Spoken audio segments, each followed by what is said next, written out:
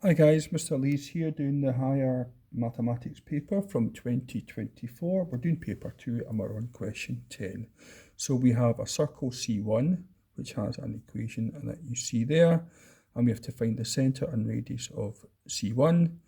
And then we have a circle C2 which touches C1 internally, so there's C1 there, and there's circle C2 there, and internally means it just touches it, it's inside the bigger circle.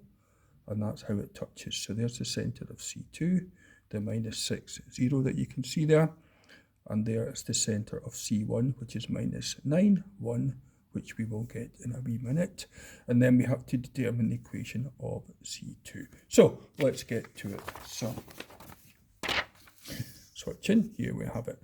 There we have it. So circle C1 has equation x squared plus y squared plus 18x take 2y take 8. So we look at our formula sheet and we compare it to the standard, the general equation of a circle for this type here. So x squared plus y squared plus 2gx plus 2fy plus c equals 0. So we have 2g is equal to 18 and 2f is equal to -2 and c is equal to -8.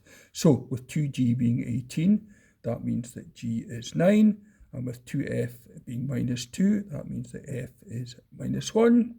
There's your c being -8. So the centre of the circle is the negative of g is the x coordinate, and the negative of f is the y coordinate. So with g being 9, we have -9, and with f being -1, change the sign 1. So there's your centre of -9, 1.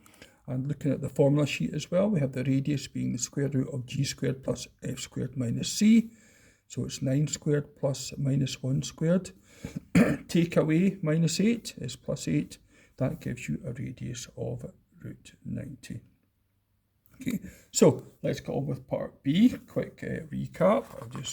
So we now know that the distance from the radius of C1, so there's the centre of C1, to the outside, to the circle C1, we know that that is root 90.